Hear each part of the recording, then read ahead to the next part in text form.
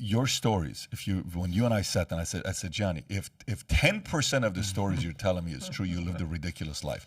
Let me kind of remind the audience who's maybe hasn't seen or heard all the stories. They're here for the first time.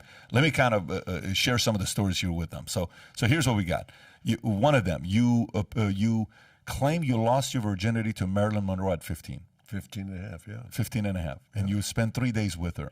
Well, I went to look after her. I want to set the stage straight.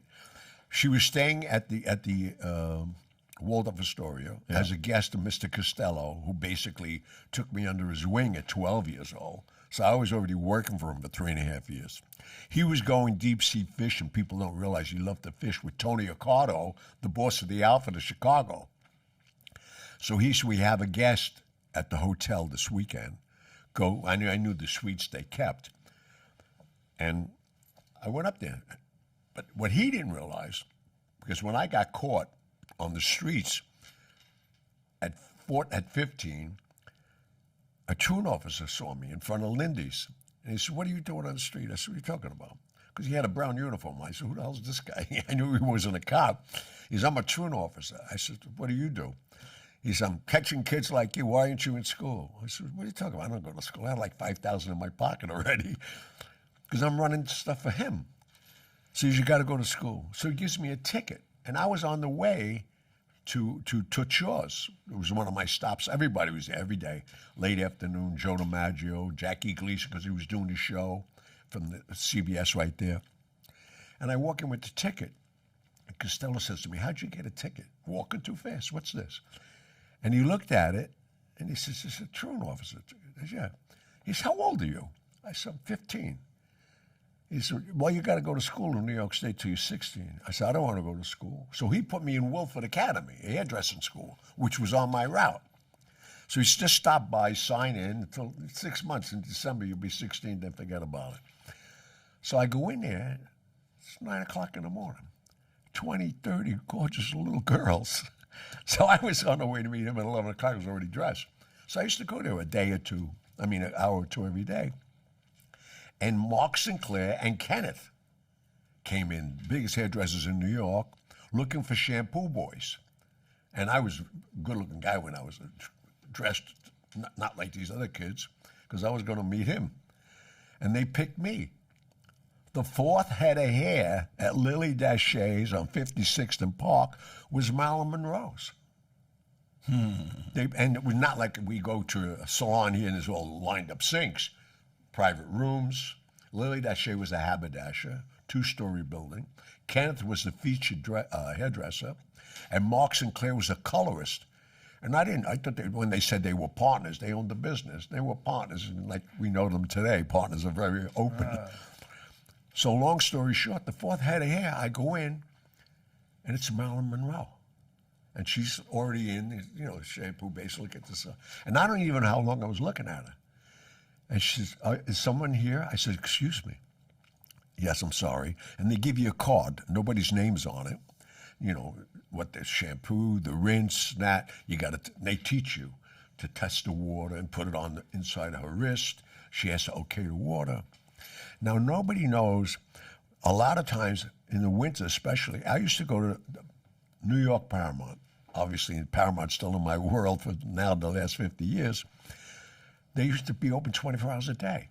I saw Some Like It Hot maybe 50 times, and I was masturbating up in the balcony at 15.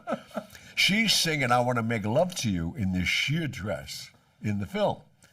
And now I'm starting to massage her here. She wanted a strong massage. Yeah, that's it. She has great pictures.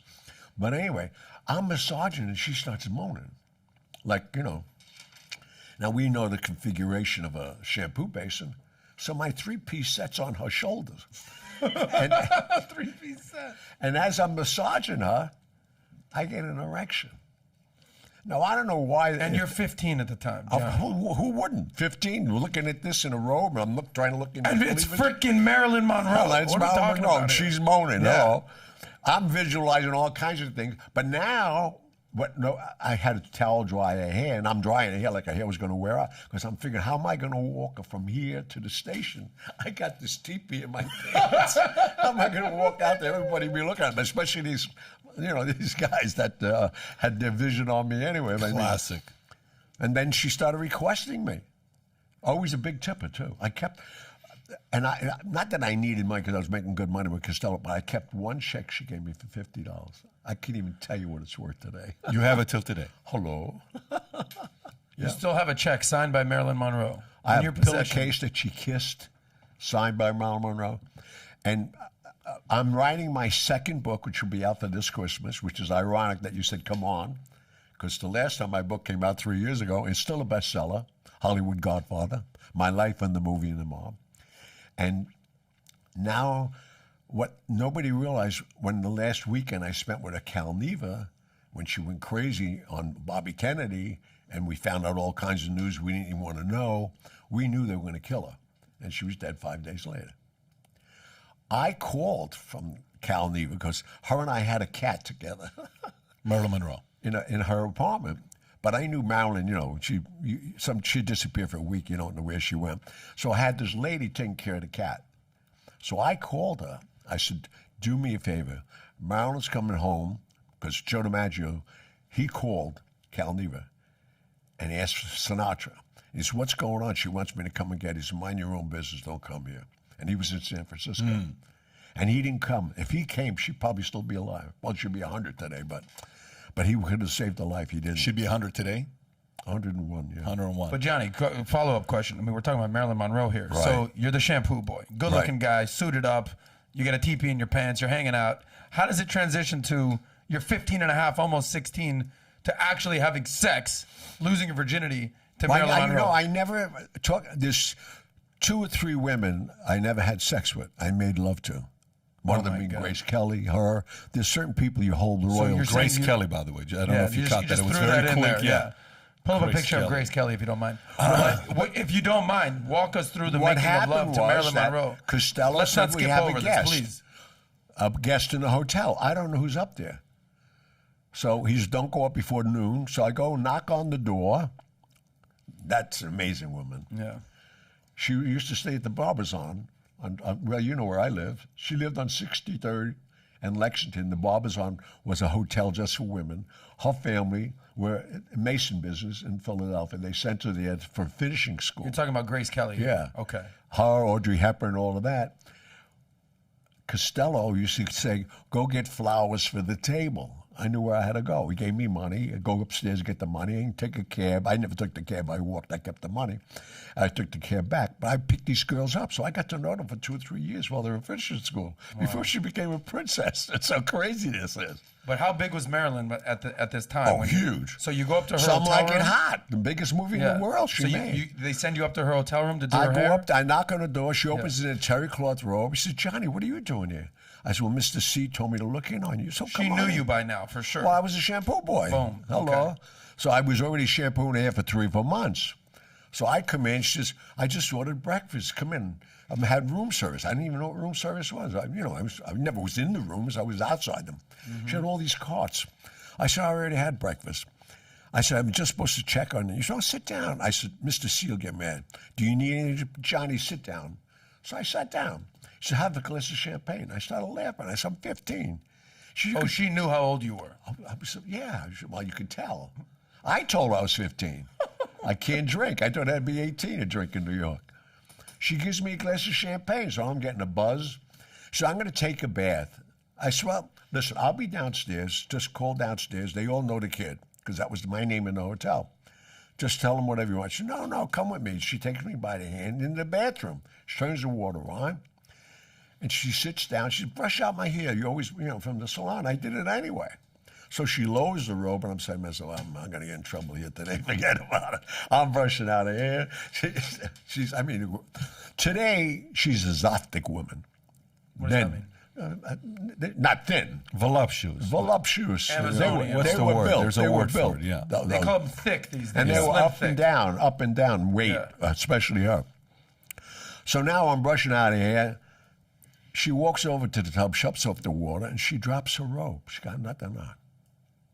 She said, get in the tub with me. I said, you're going to get me killed. She said, who's going to know? So now I couldn't get my clothes off fast enough. And I get in the other side, the bottom of the back of the tub with her. Adam, you need a break, or are you good? Yeah, or? guys, I'm going to take a second here. Okay. Adam looks like he's. What's he doing? I mean, we're talking about Marilyn Monroe here. What are we talking about? No, but so now what happens is, that was This will a be your Saturday second afternoon. Out of respect, that was a Saturday afternoon. I left Monday morning. Oh. So that whole weekend, you're just. I stayed there. Stayed there with her. And you're saying you made love, not sex. That's right. Who was the third person? You said Grace Kelly, Marilyn Monroe, and number 3 was who? I can't even mention the other one. That's Oh, really? royalty. Really? The third one you can't mention. So royalty above Grace Kelly? Yeah. Believe it or not. I heard you had a conversation with Brando, and he says, I don't believe you. Straight up. He called you out. He goes, I don't believe that you had Oh, sex yeah, with you know Marilyn about that. Monroe. Oh, And and you you said, only- he says, tell me something that nobody would know. Would That's you tell right. that Tony story? Curtis. Yeah. All of us. Sinatra. That's what's. She's so naive. That's all she thought she can give you is her body. Can I make you happy? She didn't even think of it that way. And if you were with her, she has a scar, just where her leg joins her cleavage. And unless you were with her, you would never see that. So if you're really with Marilyn, Yeah. Where's the scar? it's down here, Okay. the crease in Gotcha. the leg. How big is the scar?